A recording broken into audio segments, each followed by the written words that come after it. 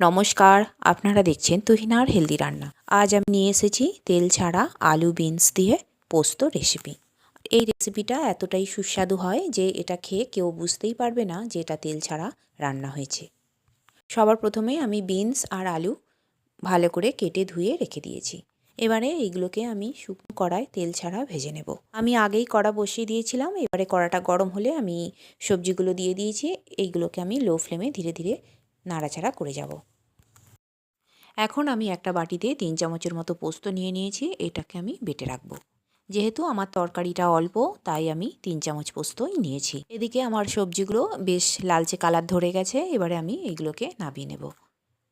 সবজিগুলো নাবিয়ে নিয়ে আমি কড়াটা পরিষ্কার করে বসিয়ে দিলাম। দিয়ে দিলাম ফোড়ন, একটা শুকনো লঙ্কা আর আমি কিছুটা জিরে দিয়েছি। এইগুলোকে আমি কয়েক সেকেন্ড নাড়াচাড়া করে নেব। কয়েক সেকেন্ড নাড়াচাড়া করলেই এটা মোটামুটি একটু ভাজা হয়ে যাবে। এরপর আমি এতে দিয়ে দেবো আদা বাটা। আদাটাকে শুকনো কড়ায় তেল ছাড়া লো ফ্লেমে আমি কিছুক্ষণ নাড়াচাড়া করে নেব। বেশ কিছুক্ষণ নাড়াচাড়া করলেই এটা ভাজা হয়ে যাবে। আর এইটা যখনই কড়াতে একটু বসে যাবে তখনই আমি এতে একটু একটু করে জল দিয়ে দেব। একটুখানি জল দিয়ে আবারও আমি আদাটাকে কিছুক্ষণ রান্না করে নেব। এইভাবে একটু একটু জল দিয়ে আদাটাকে কিছুক্ষণ ধরে রান্না করে নিতে হবে। এরপর আমি আবারও একটুখানি এতে জল দিয়ে দিলাম। এইভাবে জল দিয়ে দিয়ে রান্না করলে তেল দেবার কোনো প্রয়োজন নেই আর এইভাবেই এর কাঁচা গন্ধ চলে যাবে। এখন আমি এতে দিয়ে দিলাম টমেটো কাটা। আমি একটা ছোট সাইজের টমেটোকে কেটে রেখে দিয়েছিলাম, সেগুলোই এখানে ব্যবহার করলাম। আর এই টমেটোটাকেও বেশ কিছুক্ষণ আমি রান্না করে নেব। এরপর আমি এতে কয়েকটা গুঁড়ো মশলা দিয়ে দেব। প্রথমে দিয়ে দিলাম পরিমাণ মতো হলুদ গুঁড়ো, তারপর দিয়ে দিলাম লঙ্কা গুঁড়ো আর একটুখানি জল দিয়ে এবার এইগুলোকে আমি কষিয়ে নেব। একটু একটু জল দিয়ে সমস্ত মশলাকে কড়াতে ভালো করে কষিয়ে নিতে হবে। সময় গ্যাসের ফ্লেমটা কমিয়ে রাখতে হবে। আর যত বেশি সময় ধরে এইগুলোকে কষানো হবে ততই কিন্তু তরকারির টেস্ট সুন্দর হবে। এখন আমার মশলাগুলো বেশ কিছুক্ষণ সময় ধরে আমি কষিয়ে নিয়েছি। এখন আমার কষানোটা কমপ্লিট হয়ে গেছে। এবারে আমি এতে ভেজে রাখা সবজিগুলো দিয়ে দেব আর মশলার সঙ্গে ভালো করে কষিয়ে নেব।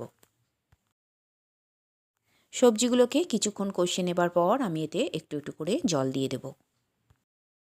সবজিগুলো সিদ্ধ হবার মতো একটু বেশি করেই আমি জল দিয়ে দিলাম। আর এই জলটা দিয়ে দেবার পর আমি এতে দিয়ে দেব স্বাদ মতো নুন আর একটুখানি চিনি। যে কোনো রান্নাতে একটুখানি চিনি দিলে এর স্বাদের ব্যালেন্সটা বেশ সুন্দর হয়, তাই আমি সব রান্নাতেই একটু একটু চিনি দিই। এদিকে আমি চাপা দিয়ে এইগুলোকে সিদ্ধ করে নিয়েছি।